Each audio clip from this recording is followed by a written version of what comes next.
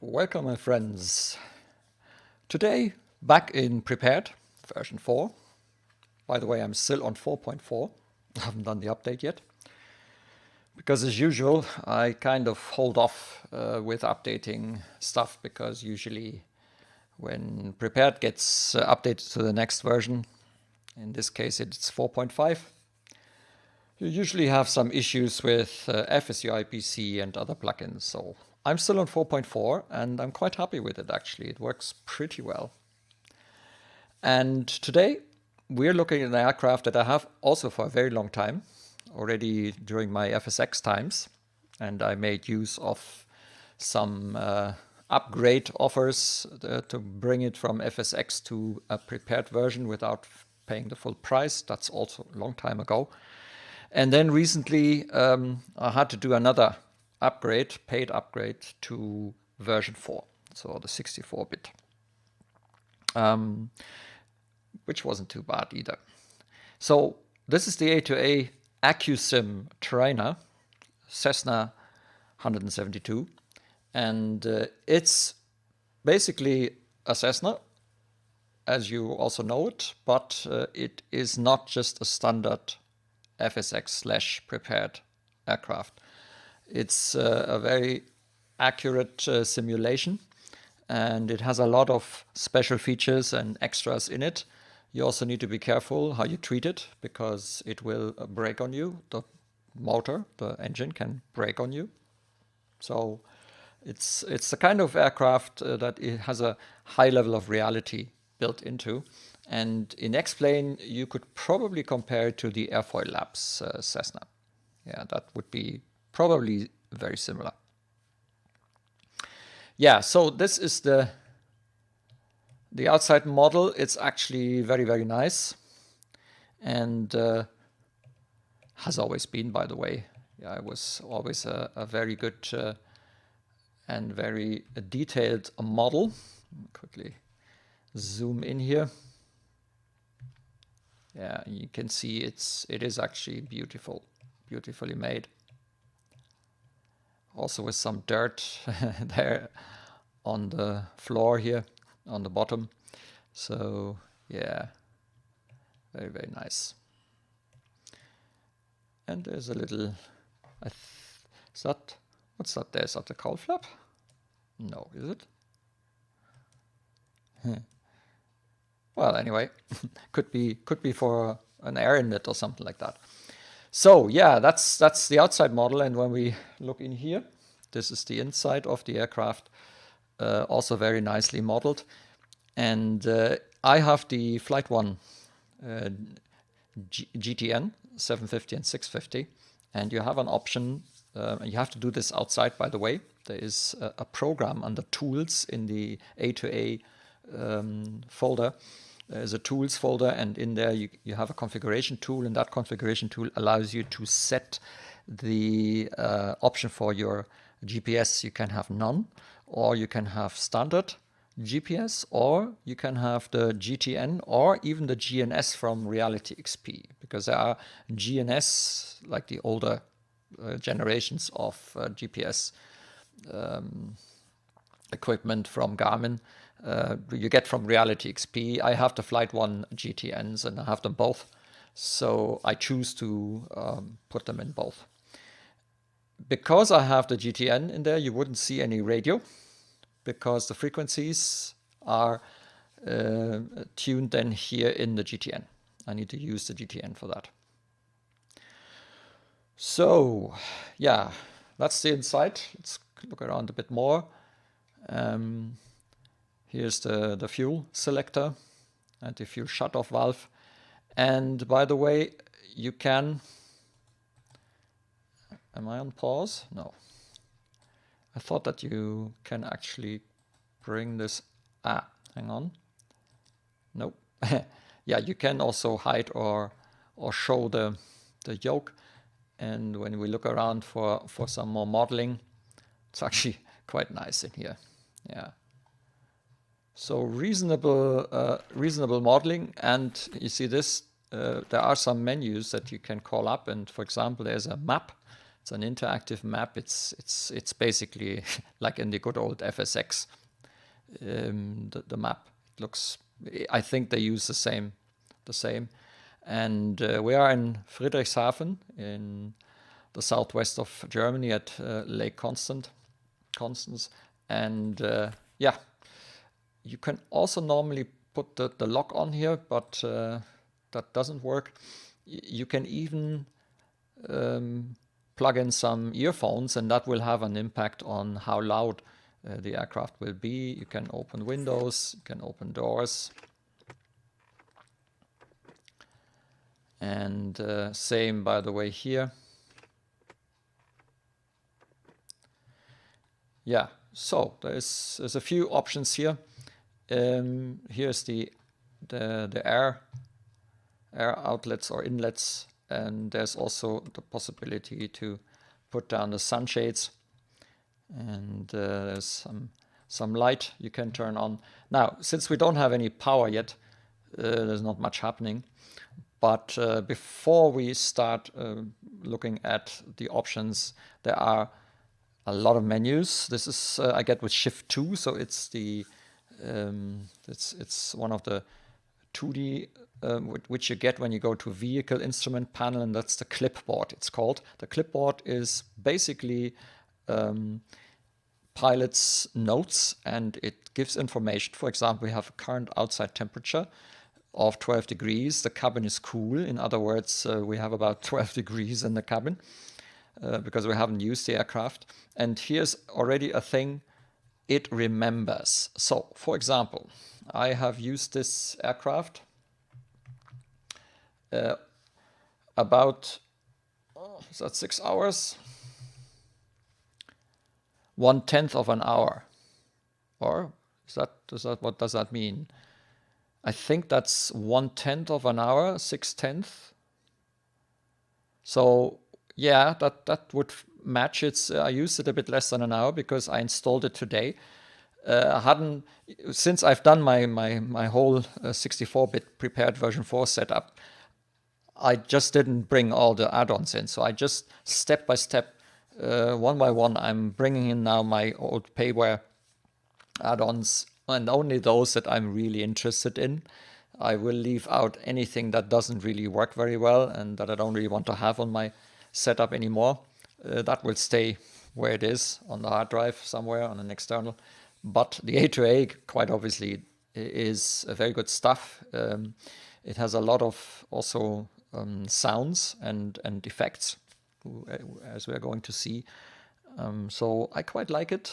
And yeah, I'm not flying as much in prepared anymore because I actually have X-Plane 11 and I find it so much more exciting and so much better a platform to do simulation in. But still, I still also like prepared, and there are certain things that I think are really worth their while, and that's why I come back to it from time to time and show you add-ons. I do buy the odd add-on for prepared, but it's not that much anymore because, again, I'm not using it that regularly. So I'm not going to invest a lot of additional money. But I have quite a wealth of add-ons, some of them for years, and I've kind of followed their versions and the upgrades, and I made sure that the ones that I really like, that I have them for version 4, 64-bit, if available. There are some that aren't available. But yeah, the A2A, absolutely no problem. They offered the option to get it to version 4, 64-bit. I mean, they're quite expensive, so yeah, it's not a cheap aircraft. You will have to pay for it, but you do get a lot for that money. So it's not wasted. And there are 4 GA aircraft from A2A. There's a Cessna 172, 182, and then there's a Cherokee, I think, or is it a Cheyenne? And something else. I forgot which one. So there are 4. Very well done and very nicely prepared GA aircraft with high realistic and also the possibility to include modern avionics such as the GTN. That goes for all of them. And you get the AccuSim engine. That's kind of an accurate simulation, or whatever that AccuSim stands for. It simulates the wear and tear. It simulates noises and wind, and the whole behavior of the aircraft is supposed to be far more realistic. Which also means that it's much easier to break things if you just if you're careless, let's say, and you treat it like you would treat maybe a standard X-plane aircraft, and it wouldn't mind. This one would mind. If you exceed limits here, you will break things. Okay. There's also wear and tear. That means from time to time you need to go and bring it to the maintenance shop, to the hangar, and get some things done. So this is the pilot's notes, Shift 2, and it's basically kind of a checklist thing, and it gives you information as to what you should do at certain stages of the flight. So that's Shift 2. Shift 3 brings up a little control thing. That's actually very nice. For one, here you can decide whether or not cold and dark, or you can actually have an auto start. And the reason for that is it can be difficult to get this aircraft started if you're not doing it in the right way. I had that. And if for some reason you're flooding your engine and you're basically fouling your plugs and whatever, and you can't get it started, you can use the auto start and it will reset everything and fire up the engine for you. So if you don't want to take the time or don't have the patience, you can actually click on auto start and it will do it. You can change the volume overall. That's quite nice. You can activate damages. I leave them on now, and hopefully I won't damage anything. You can switch the yokes. You can switch the look. You can turn the GPS off and you can bring it back. Because I have configured it for the 750, 650, you only have the option to do this between none and the GPS. Default would be the standard GPS, which in prepared and FSX isn't exactly. It isn't great. Let's say that. Yeah. Here you can activate fuel pumps, pitot heat, control locks. Ah, yeah, that's the control lock. I wanted to try out, but for some reason, I'm not sure why that is. Maybe because we haven't got the parking brake set. Let's see, do we need that? Ah, that was it, yeah. So you need to have the parking brake set in order to get the control lock on. The control lock is usually when you park the aircraft and leave it on its own. You would also not only have the, you would also have wheel chocks, you would have tie downs, and probably also the pitot covers. You wouldn't have sunglasses. So let's have a quick look at the aircraft. So I've tied it down now, so it is basically secured, and you can nicely see now all the tie downs and the pitot covers, and everything is secured. That would be the way you probably start when you go to the aircraft in the morning or something like that. You can also switch all the lights, glare shield, radio, panel lights, and so on. And electrics, you can turn on or off the battery. Battery is off at the moment. And the avionics switch. So basically all the switches you have down here, if you don't have hardware for it, they can be difficult to reach, because you need to look down, and sometimes this thing is in the way too, although I find it not too bad here.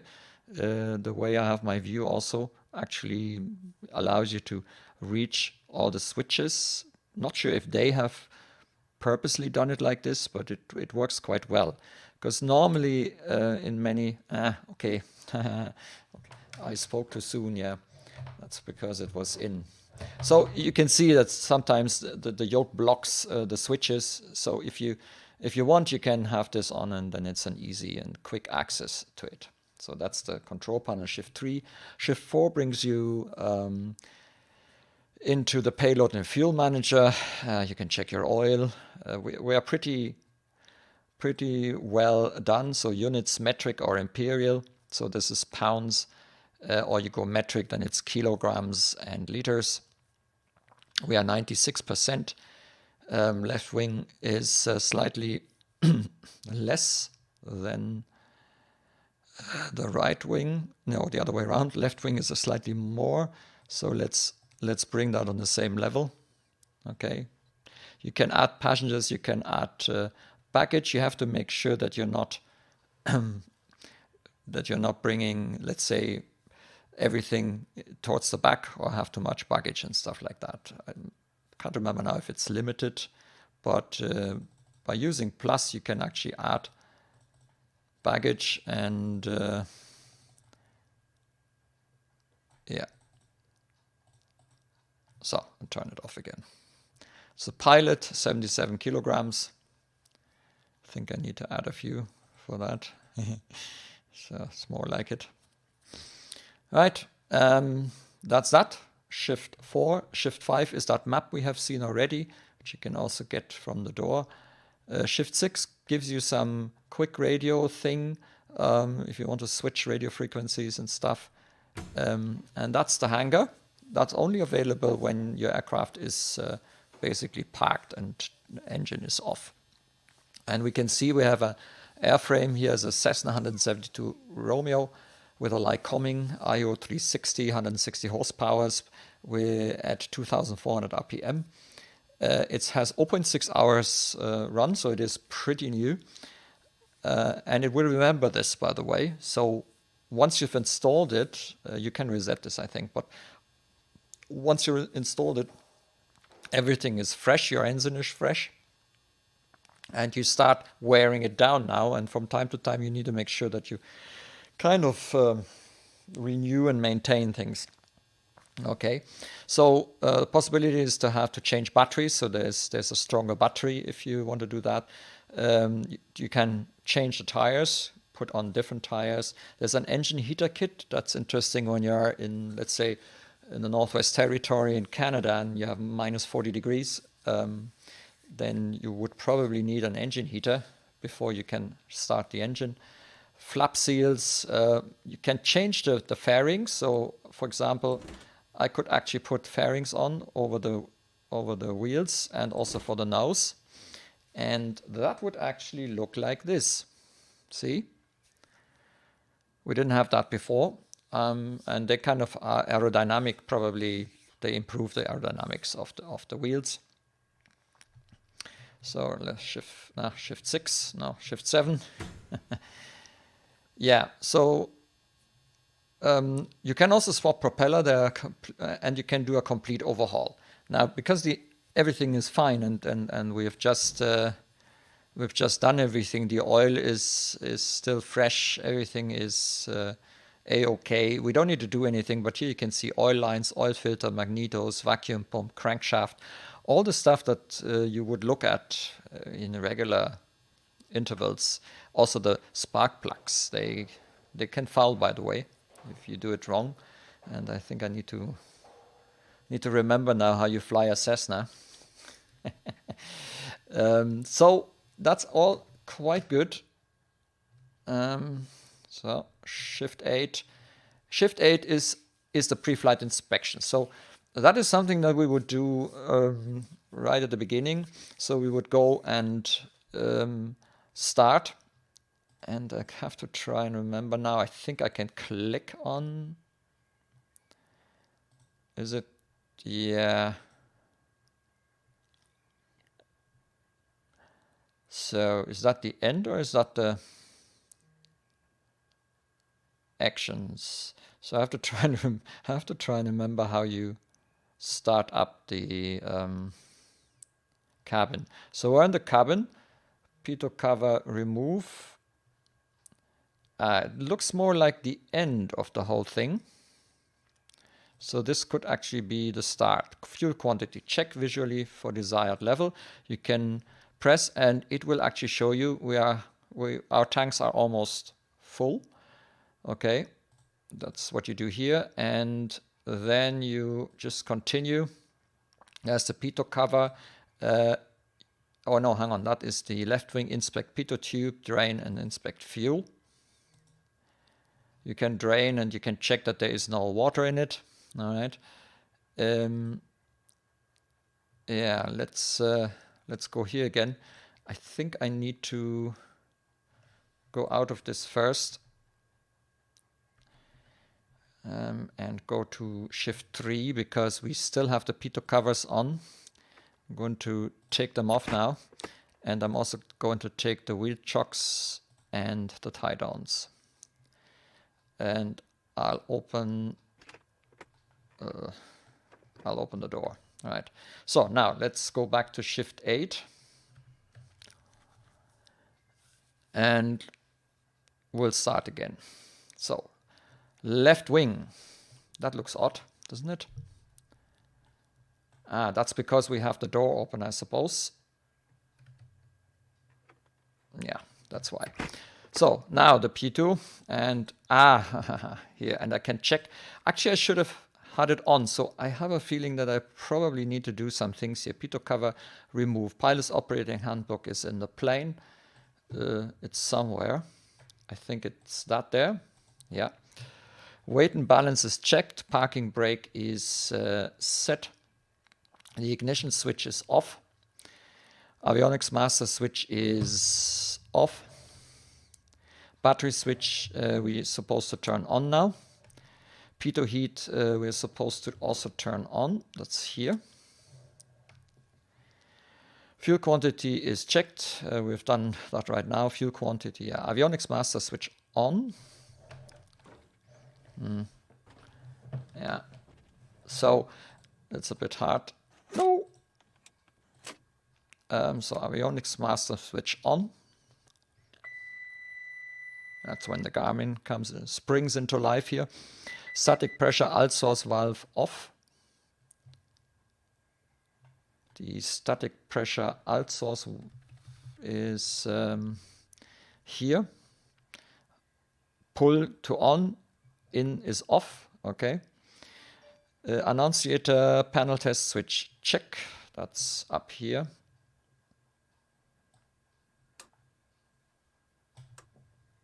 Yeah. Check that appropriate lights remain on. Fuel selector both. That is down here, a bit further down. Yeah, it's on both. Fuel shut-off valve is on. Push full in. That's this here.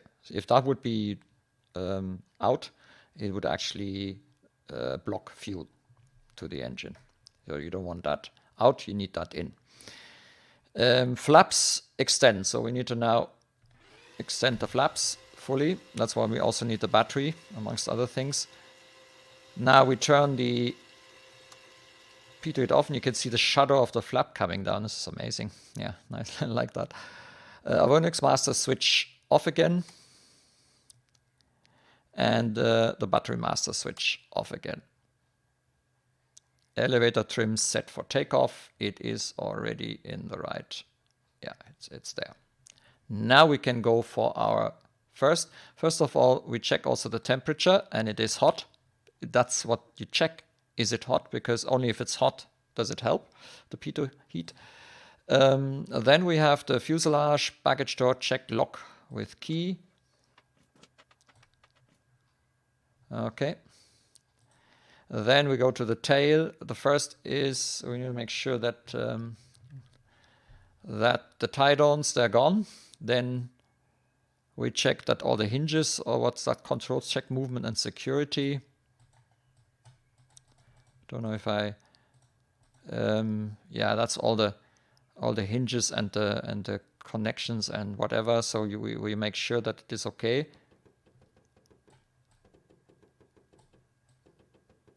And we move it and check that it's press and hold. Yeah. So that's okay. Next is the right wing. That's is that the flap or the aileron? Check for. Oh, that's the flap. Yeah. So we make the flap check, and we check that all the hinges and all the whatever that's called are A-OK. They look good. Next. Check for proper movement and security. That's the aileron, wingtip, and lights. Check condition. Yeah, actually, now that I come to think of it, we should have probably turned on the lights, but yeah, I suppose that's just an inspection that it's not broken. Wing tie down disconnect. It is disconnected. Leading edge check for damage. Yeah, so you would actually go along here and check that everything is okay. I think the zoom is a bit not of advantage here. Next is the right wing check for proper inflation and condition. I think it is okay. We have a slight scenery issue here, and you can put in or put off the chocks. Drain and inspect fuel. We had that already, just making sure that there is no water in the tank. Then the fuel quantity we check again, and it is pretty full. The nose, engine oil dipstick. So we check that there is sufficient oil and it looks okay. Change the oil every 25 hours or 4 months, whichever comes first. Can extend to 40 hours if the plane is flown daily. Don't let your engine sit for a long period of time with dirty black oil, since acids form and internally corrode the engine. This corrosion is simulated in AccuSim in real time, even when your computer is off. So I suppose we have to make sure if I don't use it for longer, yeah, I should better watch out for that. Okay, next, nose, full strainer, quick drain valve. Okay, same thing that we had before. Check for proper inflation, and so for the tire, that's fine. Then check for damage and security. So there is nothing damaged. I think up. Then what do we do? Check for restrictions from debris. Clear of obstructions. Yeah, it is. I'm not sure what that's doing. Then left static source opening, check for blockage. Yeah, I think we need to. So let's see. Can we see this? There it is. It is a bit hidden there. Then the fuel quantity again. So we've done this before. We know that it is okay. We've done that already. That is okay. Then comes the fuel tank tie down. What's that doing? Stall warning opening. Check for blockage. That's that there, I suppose. And that's the wing tie down disconnect. Yeah, leading edge check for damage. And check also the lights, I suppose. Landing and taxi lights. They're not damaged, where we haven't really been able to check the function of it. Aileron wingtips and lights, check condition. That's that there.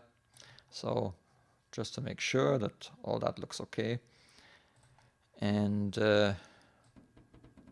that's the flap.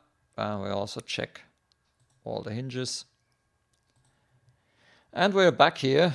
And we're basically done. So that's that. We can now go to Shift 3 and we can close all those doors. That door is already closed, and we can also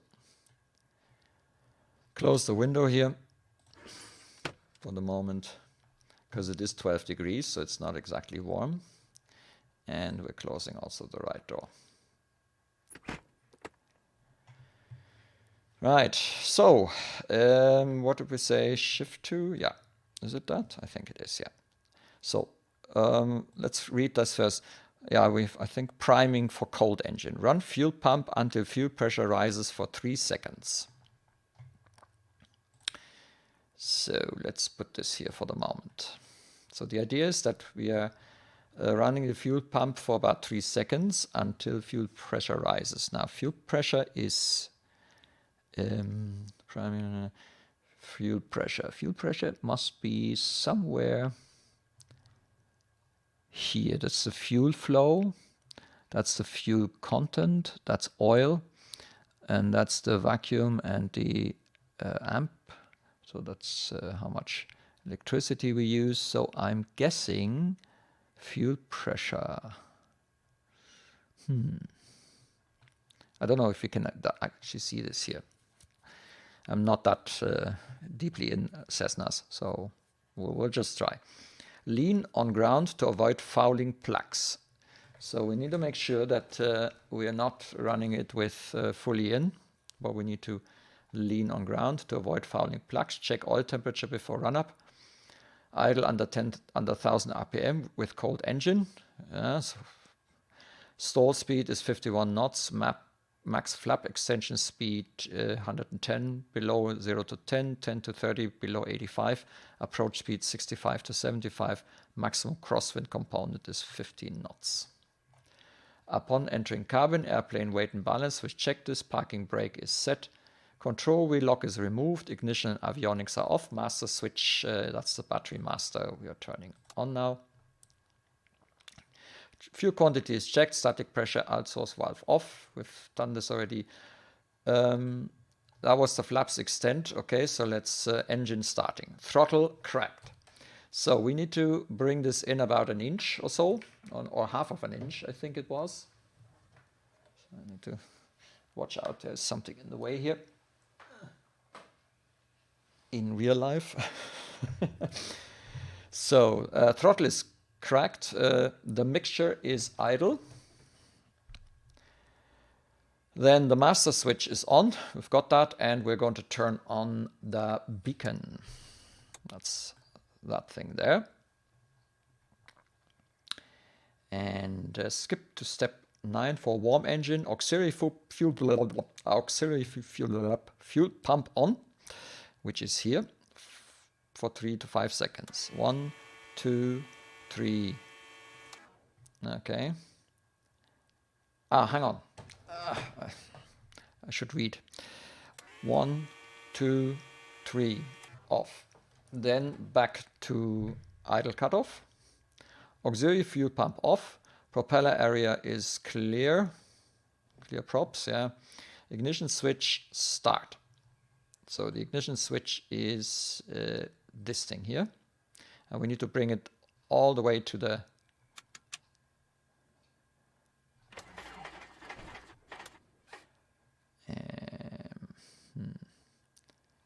mixture advance, oil pressure. Okay, let's try that again.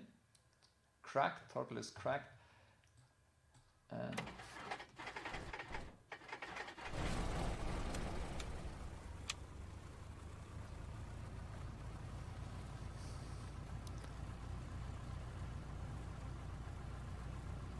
that seems to have worked. We're actually steaming up here, by the way. So we need to do something about that as well. Mixture advance. Okay, oil pressure is, we need to check. So that's important, because if the oil pressure would be too low, we would have a problem. So the oil is here and the pressure is in the green. Hard to see. I can't really, let me see. Can I zoom here? Oh yeah, I've activated the zoom here, because otherwise I get problems with switching. Alright, very nice. Let's is that all the volume? Okay. Here you can see the pressure. Temperature is still cold, so we need to wait. We leave the engine below 1000 because it is still cold. It's just freshly started. Oil pressure navigation lights on as required. I guess because it is starting to get dark, we'll probably turn it on. And I'm going to also turn on the generator, although it doesn't say here. And then we're turning the avionics on, which will also bring up the GTN. Yeah.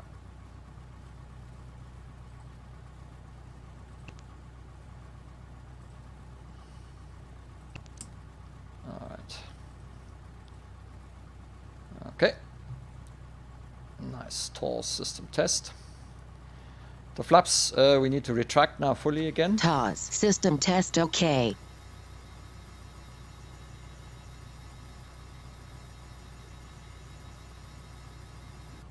You can see how the engine vibrates. Okay, that's page 3. Then now we'll go before takeoff. That will be in a while. Seats and belts and doors check secure. Flight controls free and correct. Okay, so we don't need to do this right now because we're going to wait a little bit now that the engine warms up. You should not immediately get cracking here because we also need to put in our flight plan. For that I'm calling this thing up, and then I use the, I'm going to load procedures, but very likely I'm going to cut the flight short. There's no point doing the whole thing. So load procedures, we're going to depart. Yeah, which one was it? I think it was Mocop to Whiskey. Yeah, that's it. To Mocop, runway 24, and we're going to load the departure. There it is. And then we are going back. We're going to procedures, and we're using the approach. Going to use ILS 24. Transition via Mocop. So we're going to fly to Mocop. So this is a very quick round. Okay, we're flying via Mocop, and then we return to the ILS 24. And we load the approach. Okay. So let's have a look at that. So we're flying until Mocop, and then we're following for the approach and intercept and so on. Right. Now the other thing we need to do is we need to make sure that we have the correct ILS frequency set. And the other thing I'm going to do is I'm going to call up my little Navmap. Forgot to do that actually. There it is. Yeah, that's a little bit. So that's the little Navmap, and I'm not going to put the flight plan in. It's just for me to see where I am, to help me a little bit with the orientation. Yeah, I can see that little Navmap is not set up as it should be. Okay. Right, so for you to see, we are here in Friedrichshafen. We're going to taxi now to runway 24. We're going to take off, then fly over the Bodensee, or the Lake Constance, and then do a right turn and another right turn, and then we align again for the ILS approach. So let's see, the temperature is still, appears to be still pretty low. Does it say anything in the pilot's notes? The cabin is also still cool, so that can be remedied by going here. Cabin air pull on, so we'll bring, and we especially put on the cabin heat also, so that we warm up a little bit. The idea is that the one we need for de-steaming or demystifying the windshield here, okay, and the other one is for us to be a bit more comfortable in the plane.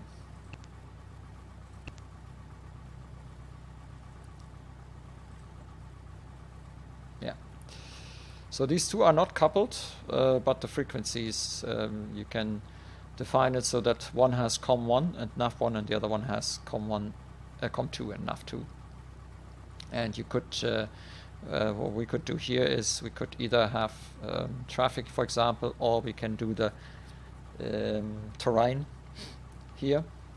Right. So that would be quite helpful to see if we are flying into terrain. Now these are payware, the GTNs, obviously, so they wouldn't be coming with the aircraft. Right, let's get going because it's starting to get dark and we need to be on our way.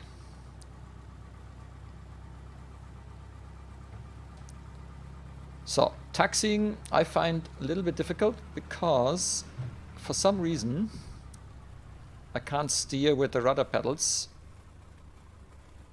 and so I'm using the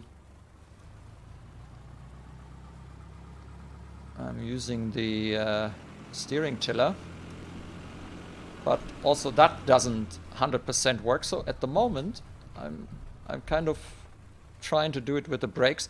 I haven't yet figured out why I can't steer with the rudder pedals, and I haven't really found any setting that I can change.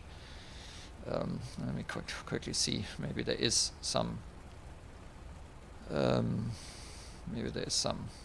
setting, a realism setting. So this is all fully pilot controls lights. Yeah, display true air display indicated airspeed. Ignore crashes. Yeah, I'm having crashes off. It's no point, because if there's any problem in the scenery, you're out, and I hate that. Especially not when I do videos. So I usually turn that off. So auto rudder is on. Yeah, but when I did my first test flight, I actually had a problem when I had this off. The rudders were all the time towards the right. So I needed to constantly use the rudder pedals to keep that airplane straight. Not sure why that was. Maybe that's the reason why we can't steer. So let's see. I turn that off for the moment. See if that helps. You can, by the way, we can see the temperature of the oil now. Aha. I think that helps. Okay, that's it. That's it. We found a solution. So we need to have the auto coordination off, and that means I need to also use my rudder pedals in order to steer the aircraft. But at least I can properly steer now. That's okay. If I really need to counteract any kind of yaw, well then, so be it. Not sure what that was. This was strange.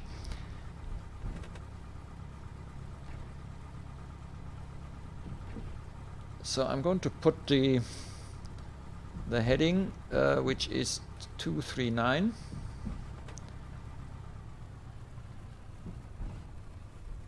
And you know what? I think we haven't yet aligned this thing here. See this? This is the heading 239, and we need to actually align. We are on heading 06, probably something like 60. Oops. Keep using the wrong one. And in order for that to work, we should actually, yeah, we need to do this. Okay, so the magnetic compass and that gyro compass, or what that is called, need to be aligned, because otherwise it looks a bit odd. And I realized that I forgot that because my runway was pointing 90 degrees. That's not possible, because we are basically aligned to the runway, heading 60, and it can't be that our runway heading is 90 degrees from us. That's how I knew that obviously something is wrong.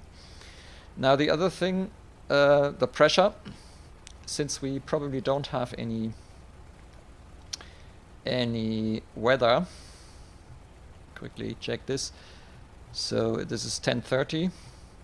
I use B, by the way. So you know that I have also a key that puts on standard, and then I use B, and because we have 1013, nothing changes here. So what you could do now is you could actually use the pressure here. Do that here without the zoom. And if you want to do circuits, for example, you could actually go and just put in the QFE, the field elevation, in order to have the exact, so it's 0 now. And if you want to fly 1,000 feet above the airport, that's the way to do it, for example, for a circuit. We don't want that, we want standard. So I'm putting on sun. And by the way, this pop-up, I need to do something about that as well, is some scripting that I did in order to connect hardware. All right, let's continue.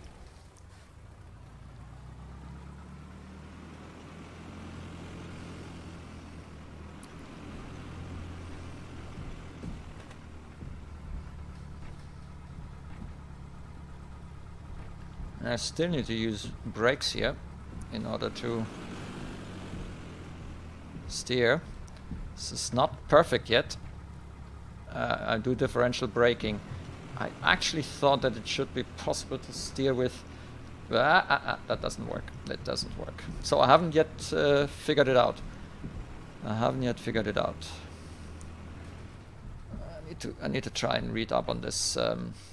So it's not that it's wrong, it's just somehow I don't seem to have the correct setup. Let me see, where are we here? I think we can, yeah, we can take off from here. So, by the way, I should put on the taxi lights.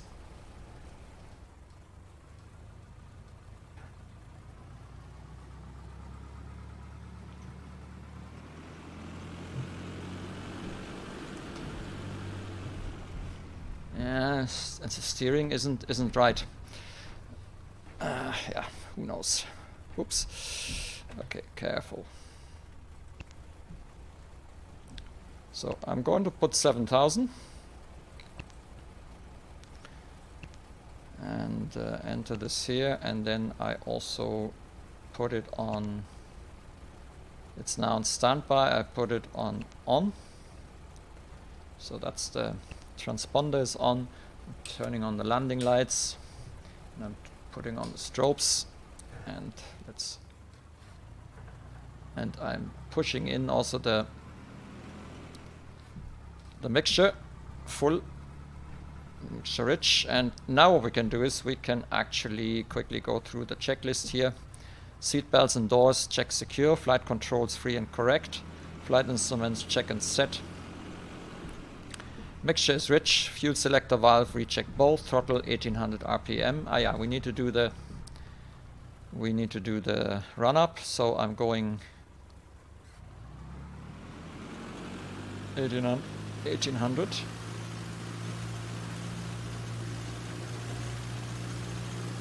And then I am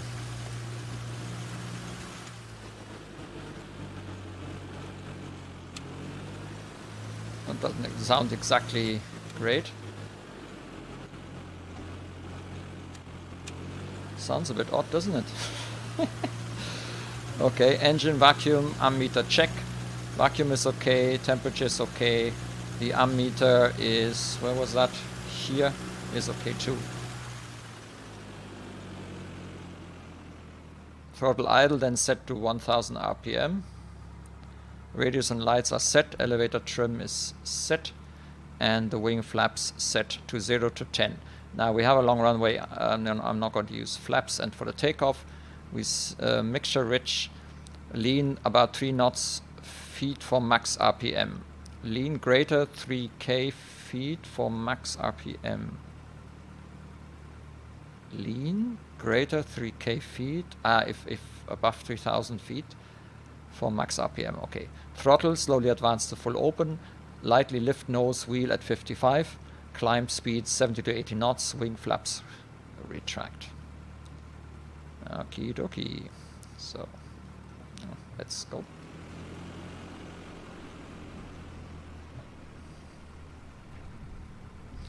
Yeah, the scenery has a bit of a strange thing with the lights here.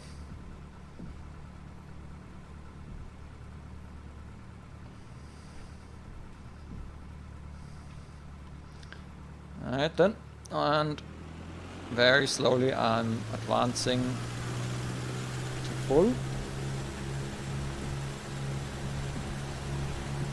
And the faster we get, the more effective the rudder gets for steering. So that's 50, 55. I'm pulling on the yoke very slowly. The nose lifts up. And here you can see what I meant with the rudder. So it will keep. Yeah, I need to counteract this yaw at the moment, so we're not really coordinated in straight flight. And I haven't yet figured out what that is. I calibrated the joystick. I know someone will probably write that now. Did you calibrate your joystick? Yes I did. Okay, heading is there. We do have an autopilot, so I can activate the autopilot. I can not activate the autopilot. Now I've got it, and I'm going to activate heading mode, or maybe not. What's that? So where does that not work? Heading mode. But I don't think that the autopilot is on.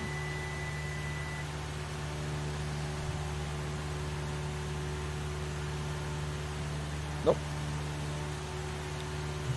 Nope, it's not. So, heading mode.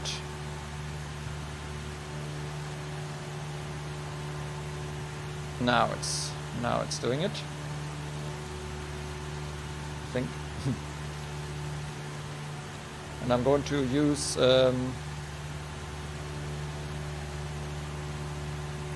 700 feet per minute. We're about 70, slightly below 70. And now let's just make sure that its CDI is on the GPS, and I'm switching to nav mode. Very hard to read. And we're now following the nav mode, so it will align here now on this course line. I hope it will, or maybe not. Hang on. I think it wants to go activate. Yes. Okay, I should have done that probably before.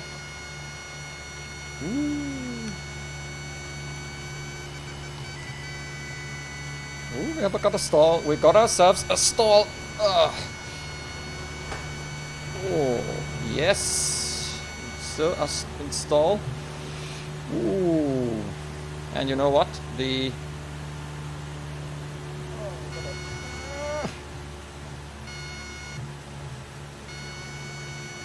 Yeah, great, fantastic.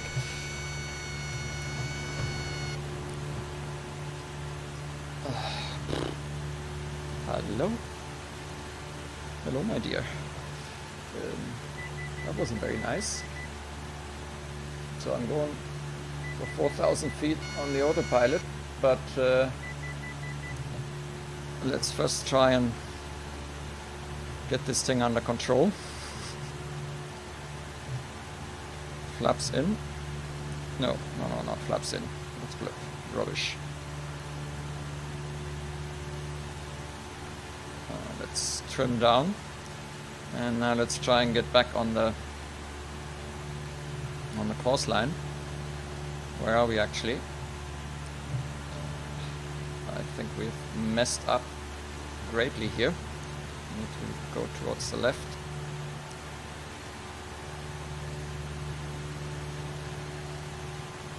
Well, we're above 4,000. That's I'm trimming down now.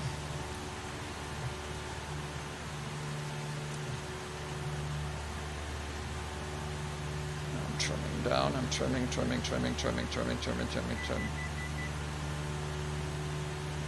So we still, does that trim work?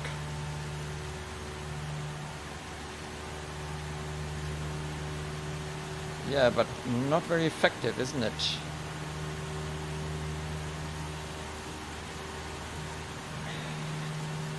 God, I'm slightly lost now.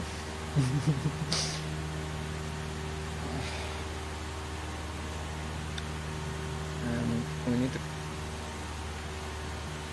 lean the engine a little bit, and yeah.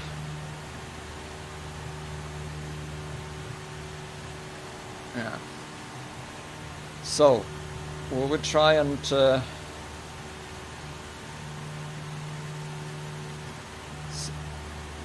you know what?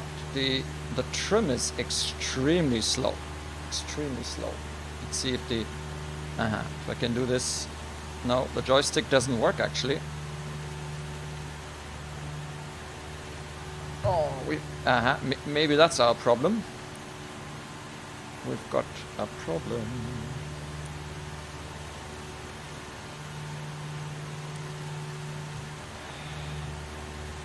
We've got a problem. Got ourselves a bit of a problem. So I'm struggling. We're at 5,000. I'm trimming.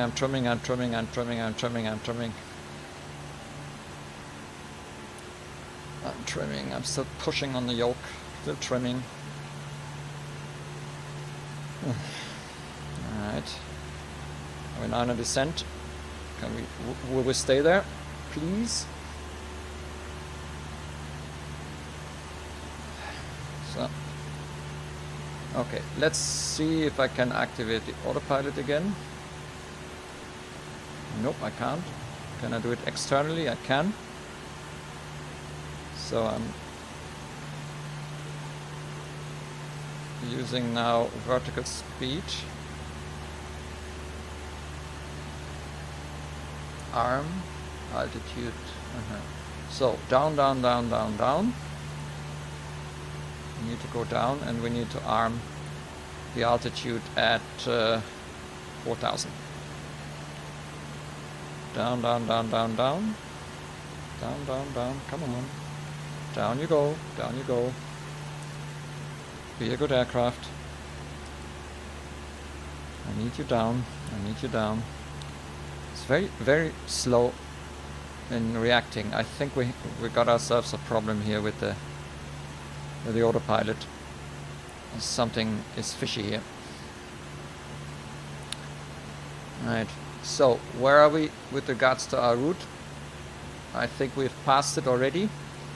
So let's use heading hold and let's turn this way. We need to get back onto the course line.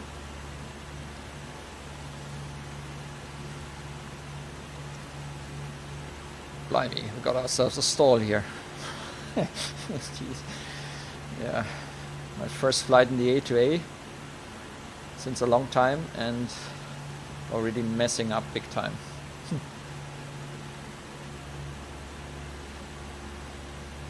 So there's something wrong with the trim and there's something wrong with the steering. I need to figure out what that is. Our flaps are up. Let's see. So, en route climb, forget that. We are now on cruise, 2000 to 2400, elevator trim adjust. Yeah, that's what we tried.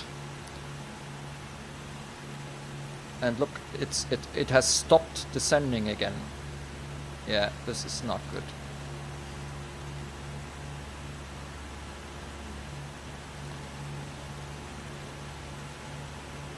Because I think we are somehow counteracting the. Let me see. Is there maybe a problem? Trim wheel. It shouldn't actually be connected. Calibrate. No, key axis assignment. Trim wheel. So there's no axis assignment here. Then let's check the axis assignment here.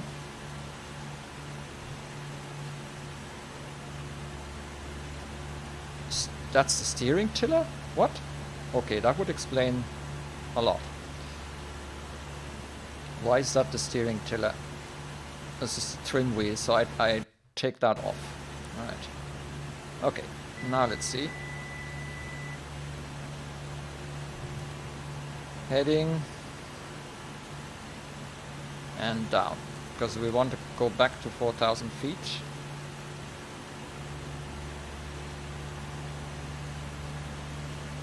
And I would really like now to get onto the course line. Now I'm going to try nav mode again and just see what happens.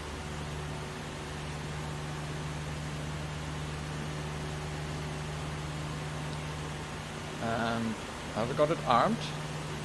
No, we haven't. Now we have. I think this is not looking good. I think this is not looking good. Let's see. Flight plan. Well, we should be flying towards Moorkop.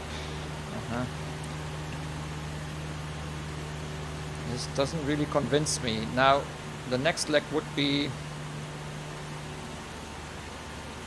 to this D373 Zurich or something. But it doesn't look like it's doing it. Are we on GPS? Yes, we are on GPS. Now it's doing it.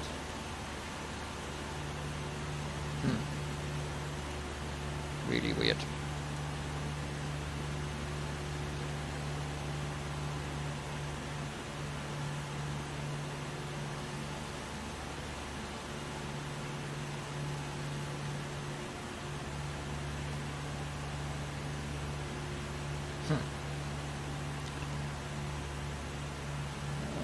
Let's declutter the map a bit. Yeah, that's much better.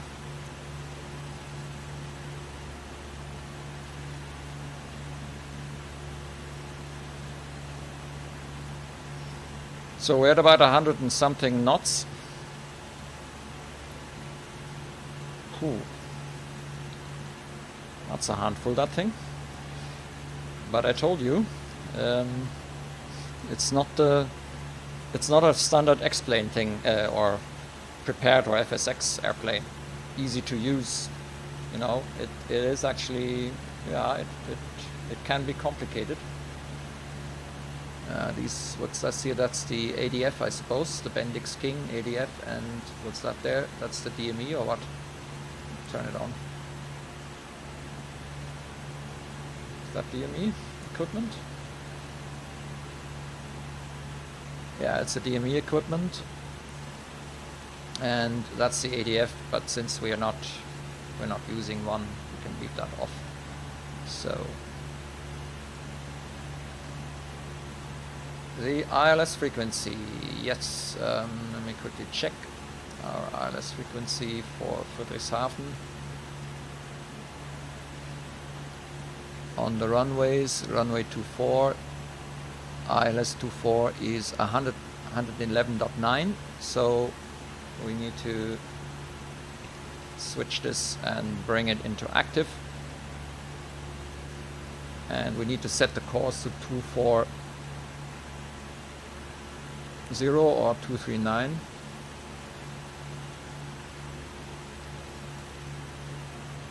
It's not really doing it. This doesn't work, still doesn't work. Whatever it's following here is not it's not where it's supposed to go. That's a pity. Why am I having trouble with the autopilot? I don't know. I can't tell you.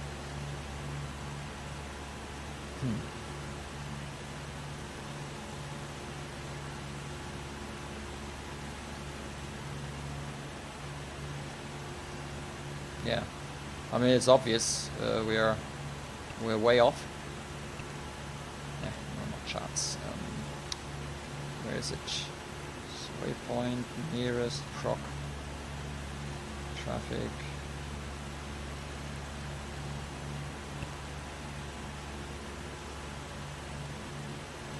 So you can see we're off. We're way off.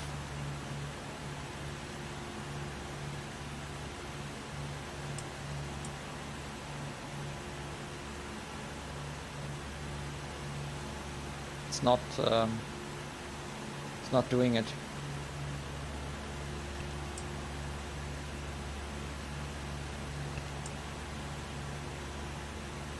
We're on heading mode again. Okay. When did that happen?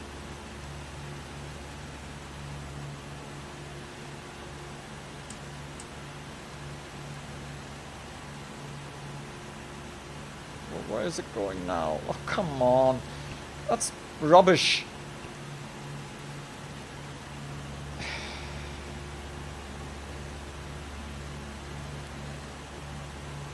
Okay, so this option doesn't really work well, because now we're really off, completely off. Heading nav.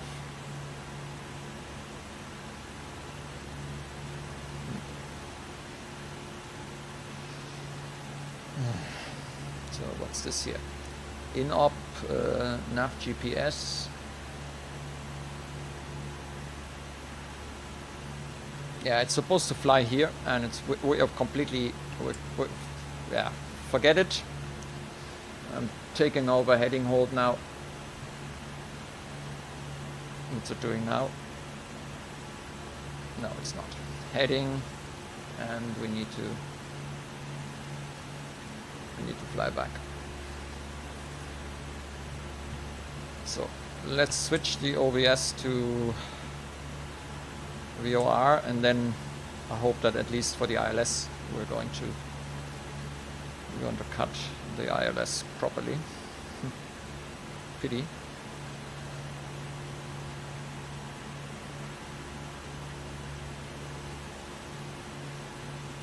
Okay, I think we need to fly a little bit more.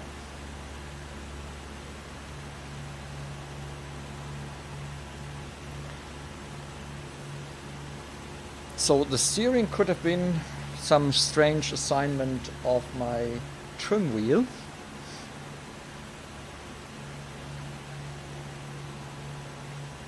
Really strange that it would show. Yeah. So what happens if I move the trim wheel? Let's see. Nothing now. Okay. So if I assign that trim wheel again, what happened now?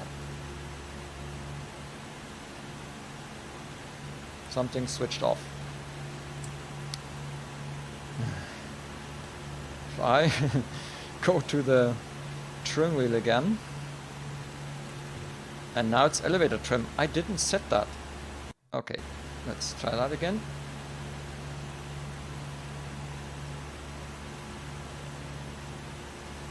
Turn the autopilot off. Aha. So we seem to have a problem. See? It makes strange things. Okay, let's turn the autopilot on again. Heading, altitude.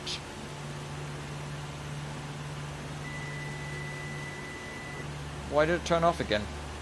Oh, come on. You're starting to get on my nerves now with this. Altitude.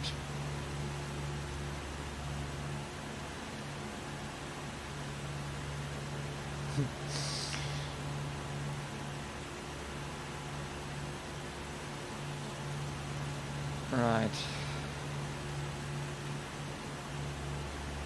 Okay, I think we need to fly a little bit. We'll try and kind of get here somehow, and then try and intercept EDDM.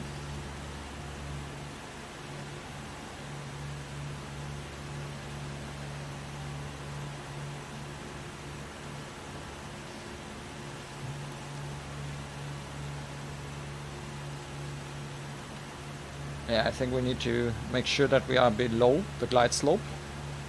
We're just about at the glide slope, and you should always intercept a glide slope. You need to be below, ideally.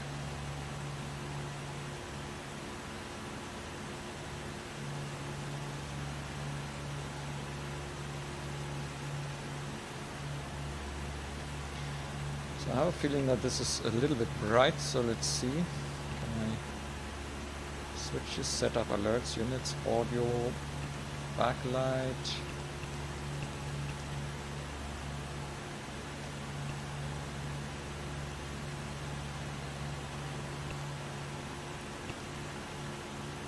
Nah, didn't really help that much. There's our airport.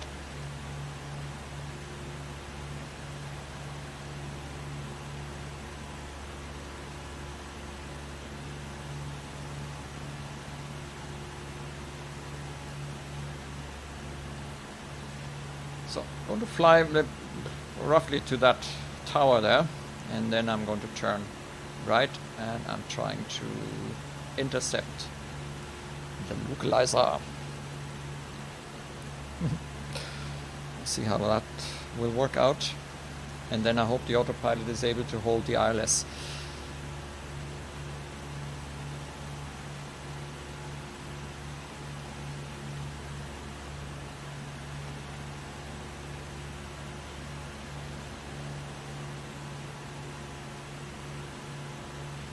Maybe there's some settings in the Flight 1 GTN that I need to modify, because somehow it didn't really work out very well. Yeah. So now let's turn.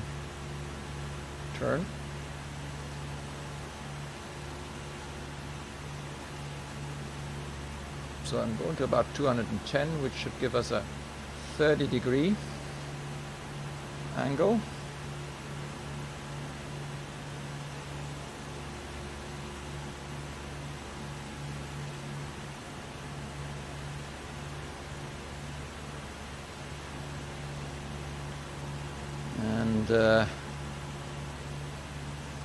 I'm going to arm the approach mode now. So we're still in heading. And I think it's now trying to intercept the localizer, but I'm not exactly happy. Where are you turning? Don't turn that much. Come back. Okay, it's coming. Yeah, but we are overshooting. I'm pretty sure we're going to overshoot, but I think it should be okay. So, with a light slope, yeah, we have overshot, as was to be expected. When it does strange things like that, I should have probably done it manually. Should have flown it manually. Okay, but that's what Try&Fly is for. I find out about things. I'm still wondering what caused the stall. I somehow lost control. Yeah.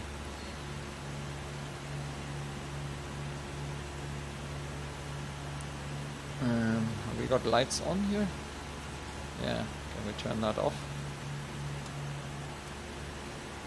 Yeah. And then we need to turn on those things.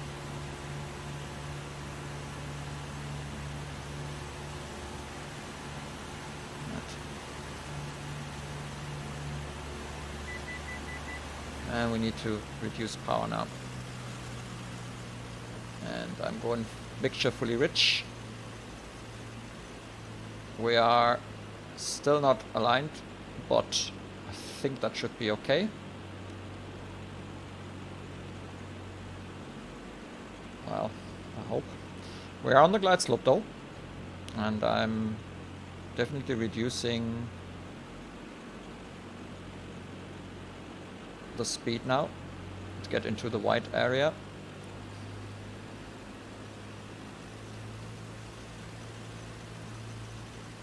Yeah, the glide slope is captured. You can see this here.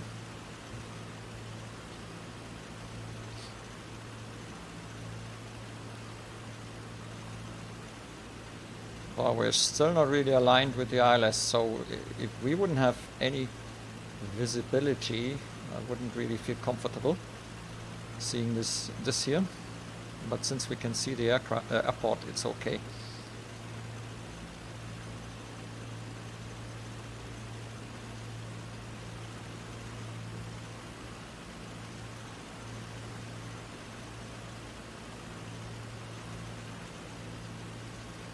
I think I'm going to take over eventually. So let's reduce again.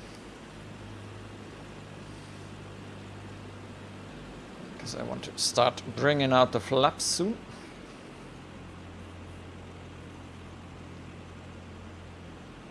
So, landing lights are on.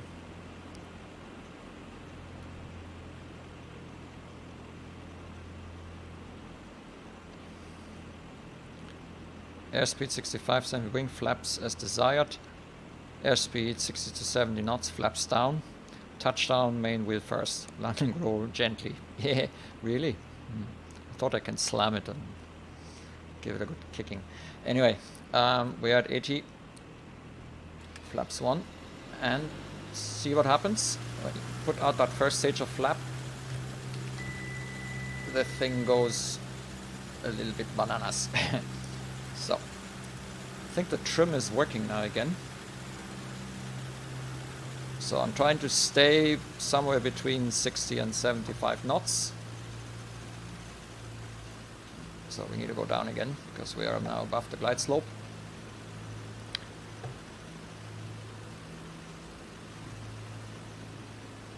And bringing out the next stage. Next stage. And something wrong. Still wrong with the... See that? It does not go forward when I use the normal trim axis. I don't know what's going on here, but it's definitely not right. This is not right. Heavily on the trim now. Bloody hell. Why is this? What is not working? See how slow this is? I don't know. Is there a setting? No, this is useless. Let me see if maybe we can program some other key here or some other button definition, because what is this? Yeah. What? Okay, so this is completely wrong. Elevator trim up, elevator trim down. Control while repeat. Now let's see, is there a fast trim? No. Okay, now let's try that again. This is as slow as before. This is absolutely useless.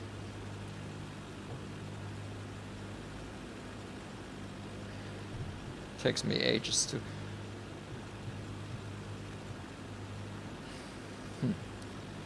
I'm not impressed, to be honest. I need to really read up on this and figure out what's wrong. Something is wrong, definitely. This is not how I remember it. And it's a pain, actually. Oh.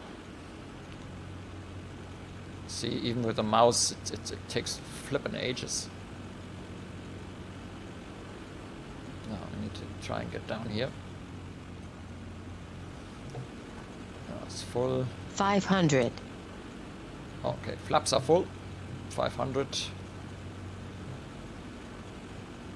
So now we have the other way around, because I just barely managed to trim it down. Now I need to do the same thing the other direction.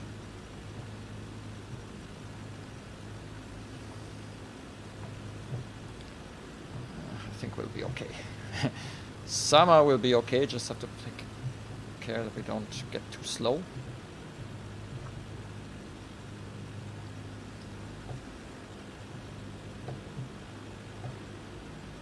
Okay.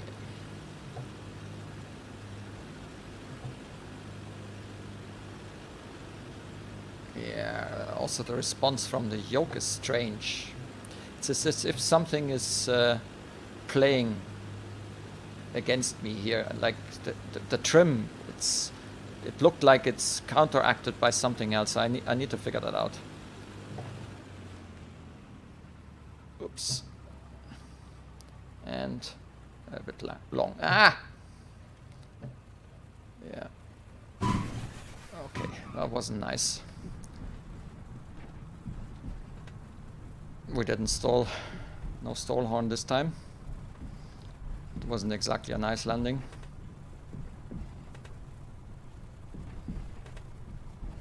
They never are, aren't they, when I do try-and-flies? Hardly ever do I get it right. Okay, it's first time for at least a year now. Yeah, steering, does it work?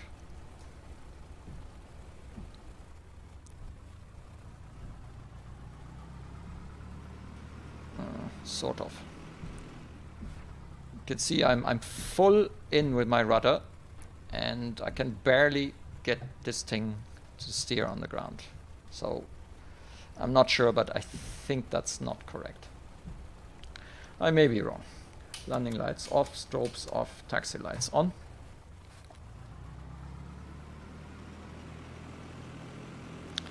So we've landed. There's no further checklist for that case. So let's roll to a nice parking position and then review the thing. Not sure what that is. It's really weird. I'm pretty sure it wasn't like that before. Yeah, I've turned off the steering tiller, so I'm now really struggling now to get the aircraft turned, because I have only the rudder pedals left.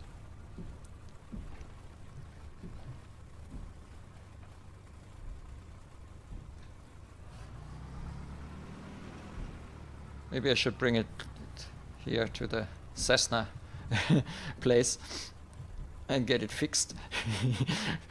Whatever it is, that might have to get fixed. Parking brake. And we're going to turn off the lights and the avionics. And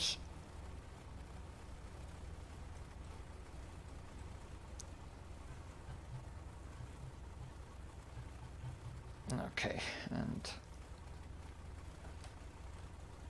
into the cut-off position. And we turn off the... Okay. And we turn the battery off. Right, we're back safely. We almost didn't make it. So we had a real...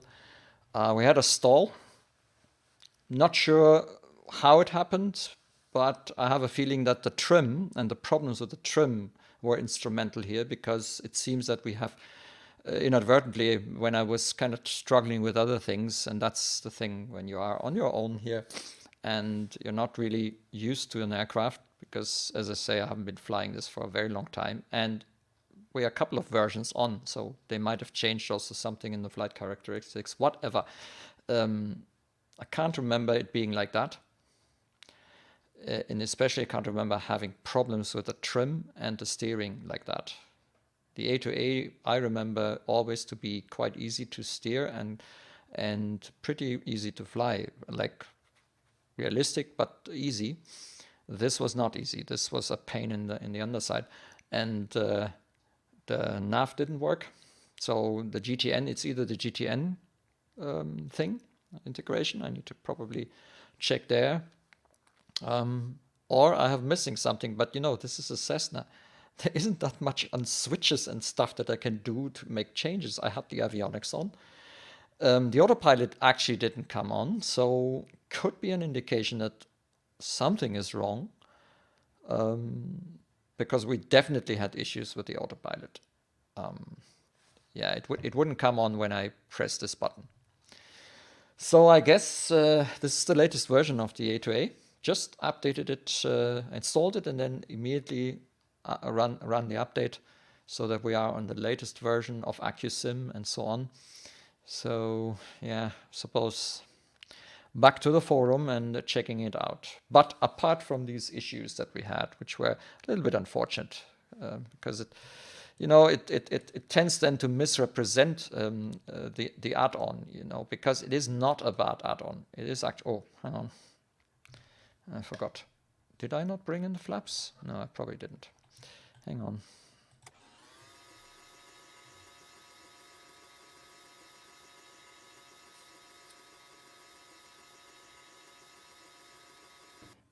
Now I did. It misrepresents an add-on when things like that happen. And it's not always the fault of the add-on, probably more likely the person operating it, especially when it's someone like me. But that it doesn't follow the GPS, sorry, but that the autopilot isn't properly turning on. That must be something, yeah, either I overlooked, or maybe we have some issues in the integration with the GTN or something like that. So I will need to check this out and try and figure it out. Also the trim and the steering, yeah, that's It's really weird. Maybe there's some configuration I need to do that I don't know of. Yeah, I'm going to check this. But apart from that, it is a very nice aircraft. It flies actually quite okay when you can trim it properly. I couldn't trim it today, so that's why we're all over the place. I had really difficulties trimming it, and I struggled all the way. But I remember when the trim works, this is a good airplane to fly. There's no problem flying it. So, yeah. Let me figure it out, and hopefully it'll be resolved, because I really want to fly this a bit more often. And don't want to stall and fall out of the sky with it. That would be not very nice. Okay, that's it. That's the A2A AccuSim Cessna 172 trainer. And I would say then, until next time. Bye-bye. So, yeah, I'm back. The last word wasn't spoken yet. So,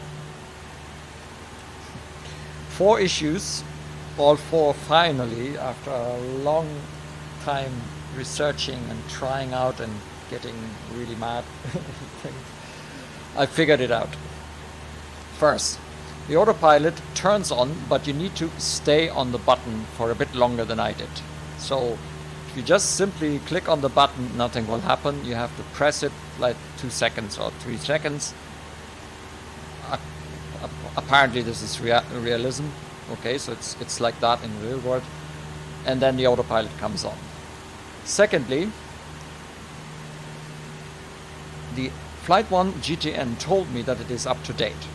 Bullshit. It wasn't. It was old.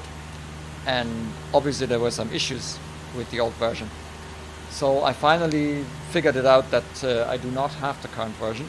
I downloaded the latest, which is something like 2.06 or 2.10. To tell you the truth, Flight 1's versioning is completely mad. They call the zip 2.10, they contain software 2.06, and they have an updater.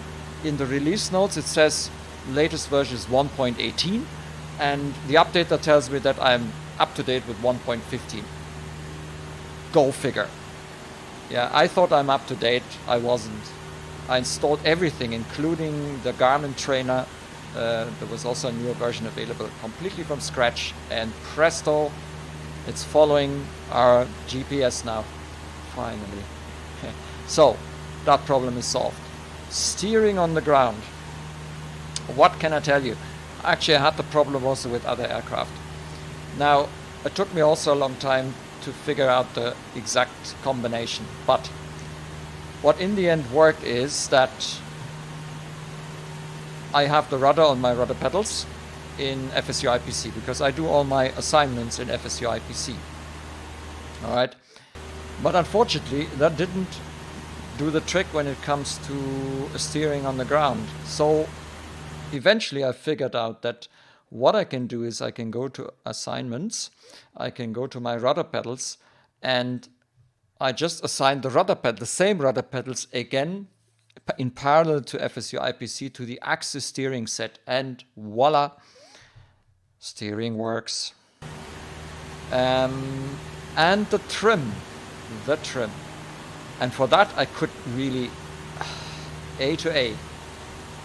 You know, I'm not sure how this happened, if this is default or what, but fact is, in the A2A folder, under A2A Cessna 172 tools, yeah, there's this aircraft configurator, no, sorry, that's for the GPN. There's this input configurator.